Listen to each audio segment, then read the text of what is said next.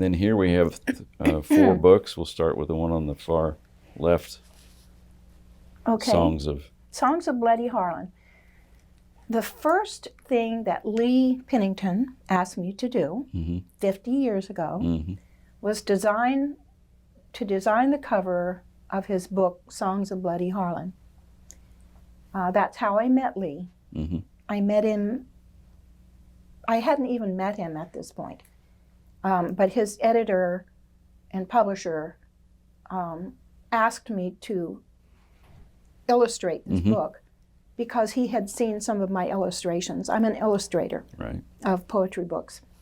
And he had seen some of my illustrations and he liked them. So he asked me to do the cover of Songs of Bloody Harlan, and that's what I did. I tried to evoke the image of the whirling ghosts and the devil above. You can barely see him. Around the central figure of a young man looking down at the valley. I like it. It has a Halloween-esque feel to it to me. I like it. And the next book, My Turn?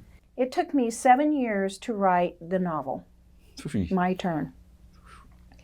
It's loosely based on my own experience of leaving a home and going to New York and becoming a student at Pratt Institute and becoming an artist.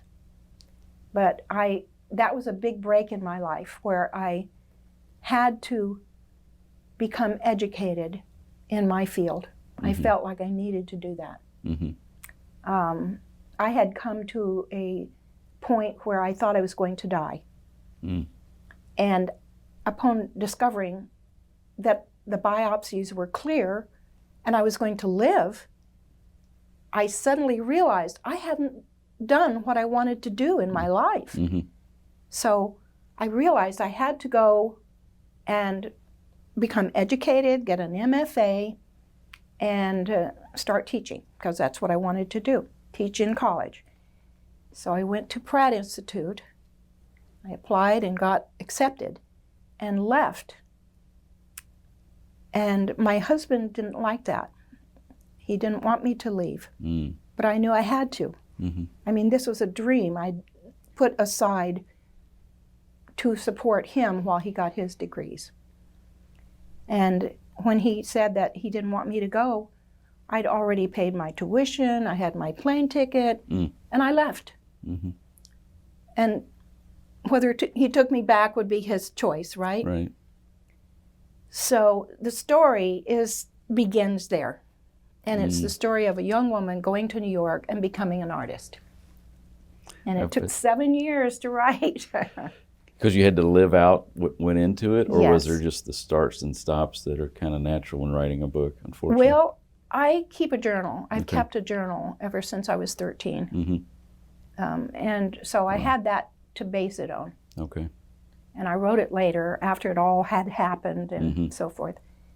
And I loosely based it on my actual feelings, which I think novels, sometimes they don't have the actual feeling. They have the stereotype feeling in there, but this is the actual feelings.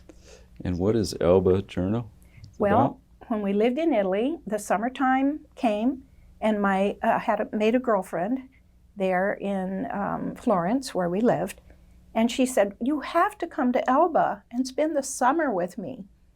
So she found us a place, and we went to live on the island of Elba. Wow. And a mysterious thing happened that summer. Okay. And so the Elba Journal, actually, is the story of us going to the island to live and what happened while we lived there that summer. So is it not superstitious? Is it that kind of?